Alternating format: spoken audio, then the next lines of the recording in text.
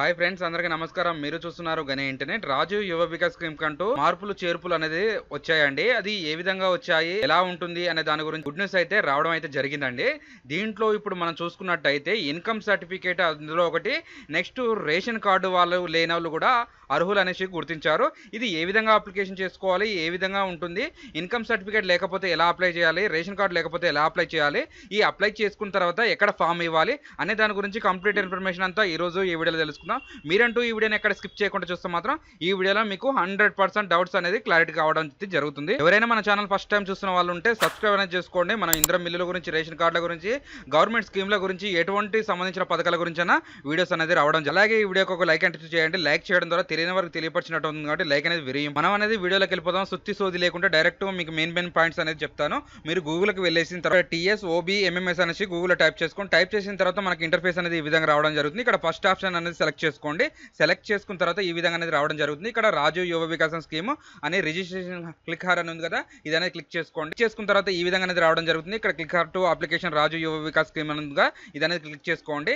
దీనికి సంబంధించి నిరుద్యోగులు కాదండి, ఎవరైనా అప్లికేషన్ చేసుకోవచ్చు. ఇది చిన్న పెద్ద ఏది లేకుండా కూడా అప్లికేషన్ చేసుకోవచ్చు అనేసి కూడా చెప్పడం అయితే జరుగుతుంది. దీంట్లో ఓన్లీ నిరుద్యోగులకే, అంటే నిరుద్యోగులు చదువుకున్న యువకులకైతే ఇది అయితే కాదు, ఎవరైనా అప్లికేషన్ చేసుకోవచ్చు అనేసి కూడా వీళ్ళు అనేది మెన్షన్ చేశారు. Next SC ST BC next minority సంబంధించిన వాళ్ళు ఎవరైనా అప్లికేషన్ చేసుకోవచ్చు. అన్ని ఆన్లైన్ సైట్లు అనేది ఒకటే విధంగా ఉంటుంది. నేను అనేది ఎగ్జాంపుల్ మీకు BC వాళ్ళ చూపిస్తాను. నెక్స్ట్ ఈ విధంగా వచ్చిన తర్వాత ఇంతకుముందు ఈ టిక్ మార్కులు, రెడ్ కలర్ మార్కులు ఉన్నాయి చూసినారా, ఇవి అనేది మ్యాండేటరీ. ఇంతకుముందు అయితే మనకి రేషన్ కార్డు కాడ మ్యాండేటరీ ఉండేది, ఇప్పుడైతే ఆ ఆప్షన్ అనేది లేదు. అది ఇప్పుడు అప్లికేషన్ ఏ విధంగా చేసుకోవాలనేది చూపిస్తాను. ఇక్కడ చూసుకున్నట్టయితే మా ఆధార్ నెంబర్ ఎంటర్ చేయగానే ఆటోమేటిక్ గా రేషన్ కార్డు నెంబర్ అయితే రావడం జరిగింది. ఎవరైనా కొత్తగా అప్లికేషన్ చేసుకున్న వాళ్ళు రేషన్ కార్డులు ఉంటారు కదా, వాళ్ళు అనేది కూడా ఈ విధంగా అనేది కూడా మీరు రేషన్ కార్డు నెంబర్ తెలుసుకోవచ్చు. ఇక్కడ రేషన్ కార్డు ఉన్న ఆటోమేటిక్ వస్తుంది, లేకపోయినా మనకంటే అది మ్యాండేటరీ అయితే ఇవ్వలేదు. నెక్స్ట్ ఇక్కడ ఇండివిజువల్ పెట్టుకొని మీ బ్యాంక్ లింక్ స్టేటస్ అనేది పెట్టుకున్న తర్వాత ఇక్కడ కేటగిరీస్ అనేది ఉంటుంది, అగ్రికల్చర్ సంబంధించింది. నెక్స్ట్ మీరు ఏమైనా వ్యవసాయానికి సంబంధించిన ట్రాక్టర్లు కానీ ఏదైనా కొనుక్కోవాలనుకుంటున్నారనుకో దానికి సంబంధించి ఉంటుంది. బిజినెస్ ఏమైనా పెట్టాలనుకుంటే బిజినెస్ సంబంధించింది ఉంటుంది. నేను అనేది బిజినెస్ చూపిస్తాను. ఇక్కడ స్కీమ్స్ అని ఉంటుంది. ఆ స్కీమ్ సెలెక్ట్ చేసుకున్న తర్వాత ఇక్కడ ఎయిర్ కూలర్ చిన్న కాంచి పెద్ద షాపుల వరకు పెట్టుకోవచ్చు అనేసి కూడా ఇక్కడ ప్రతి ఒక్కటి ఉంది. Mobile shop, chicken centre, cloth business, next మీకు సంబంధించిన hardware, computer ware, cool drink shop అనేసి సంబంధించిన చాలా ఉన్నాయి. ఇక్కడ అనేది మీరు అనేది కొన్ని సెలెక్ట్ చేసుకోండి మీకు నచ్చి. నెక్స్ట్ సెలెక్ట్ చేసిన తర్వాత మీకు అనేది ఈ విధంగా రావడం జరుగుతుంది.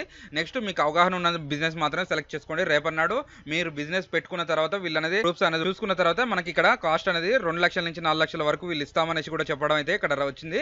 నెక్స్ట్ గో క్లిక్ చేసుకోండి. గో క్లిక్ చేసిన తర్వాత ఈ విధంగా అయితే రావడం అయితే జరిగింది. ఇక్కడ మీరు డిస్ట్రిక్ట్, మండలం అనేది సెలెక్ట్ చేసుకోండి.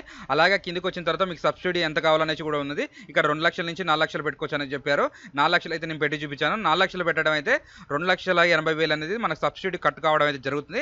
1,20,000 అనేది బ్యాంకుకి లోన్ కట్టుకోవాలండి. ఇది కూడా వడ్డీ లేని లోన్ ఉంటుంది. మనం EMIలు పెట్టుకునే దాన్ని బట్టి నెలకు 3,000, 2,000 అనే దాన్ని బట్టి కూడా ఉంటుంది. ఇది ఒకటైతే చూసుకోండి.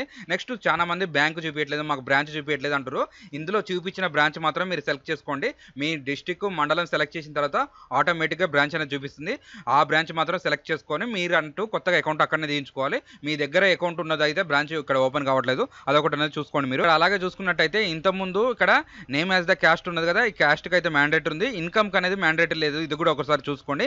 ఇంతకుముందు రెడ్ మార్క్ ఉండే, ఇప్పుడు మ్యాండేటరీ అనేది తీసేసారు. ఇన్కమ్ సర్టిఫికేట్ లేకున్నా కానీ మీరు అనేది ఆన్లైన్ అప్లికేషన్ చేసుకోవచ్చు.